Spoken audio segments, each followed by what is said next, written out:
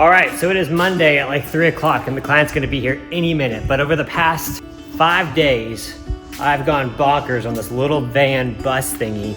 It showed up in a lot worse condition than I expected, which I should be expected at this point because that's just the theme. But it's this 1997 Ford E250 Power Stroke diesel. It looks awesome. It's lifted. She's got some 33-inch all-terrain tires here. We did a really good job kind of polishing this thing up, making it look nice and fresh. Polished the new front bumper, polished the exterior. We didn't do a whole lot with the outside. We really just spent some time cleaning it up, and this thing is nice and smooth now. She did show up with a couple things that she wanted to fix in the exterior for sure, which is fixing this hole.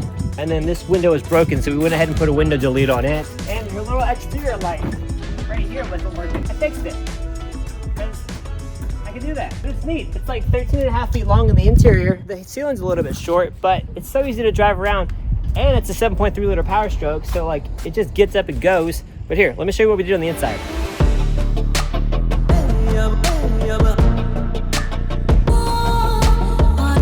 So the interior, like I said, is probably like 5'6", so it's a little bit short. We did a lot. I think we've done a really good job turning this thing around. So we added a new ceiling, got rid of the old ceiling, added some insulation, did some recessed lighting here. Then we went ahead and did an upper storage here, fixed this rear door, went ahead and added this door with a lock, so now she has this place to put her valuables and lock them in place.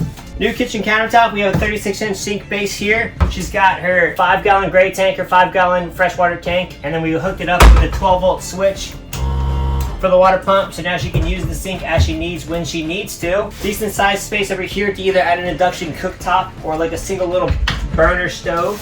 She already had this big, probably a 60-quart refrigerator, so we went ahead and reinstalled that. Added a nice pop-up table just for a little more countertop space. Normally I would definitely not something like this fly leaving my shop, but I think she has another speaker. Speaker wire's already here.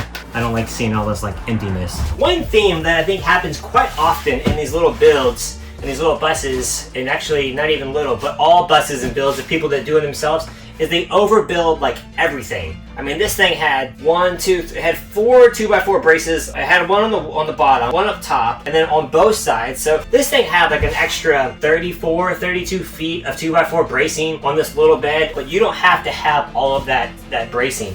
If you build things properly, I've got 4 2x4 vertical uprights and some ties into the walls, and then 3 2x4 braces for this bed. And I mean, it's super solid. It's very functional. So because we did that, it opened up a whole bunch of storage underneath this bed. Like, I mean, you've got probably 25 or 35-gallon totes that you can fit underneath this space. So you can put a season's worth of clothes underneath this bed in a tote and make it very usable. Went ahead and did like a little sectional couch thingy, but then also, like every cool bus build, van conversion, you have 2 little pieces of wood.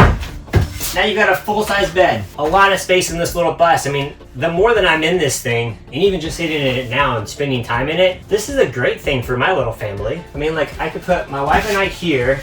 Adeline's probably gonna fit in the bed with us as well. We could do a little couch here for Milo, and then maybe a sleeping bag in the middle or another little bed situation for Ella Rose. Or shoot, we could just put one underneath the bed. Like, why not?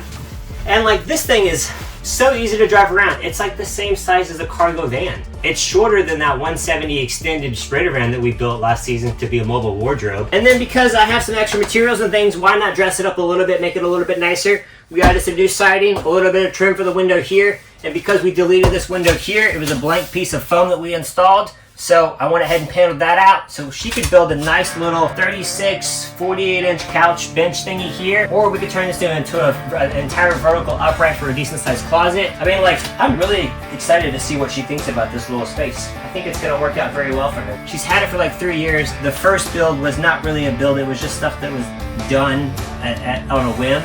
But now everything is a very functional manner. I mean, when you're cooking here, you've got your deep fridge here.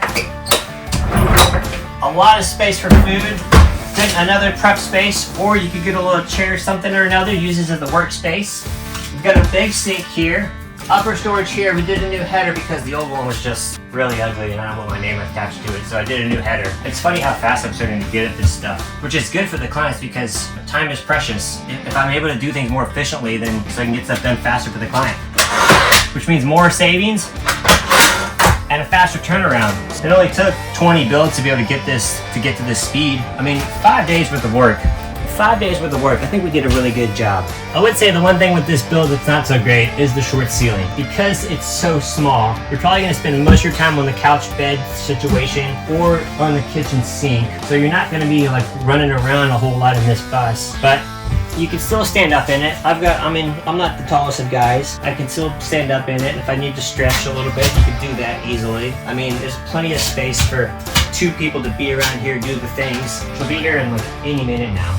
And even though this is one of the more basic builds I've ever done, as far as like an actual livable camper, it's very functional. She's got like a 100-watt solar panel in there. I think she has a 100-amp-hour AGM battery underneath. We put in a fuse block for her to run the LED lights, the water pump, and this exterior light. She can plug up a bunch of other things to it to make this thing a little bit nicer, a little more creature comforts.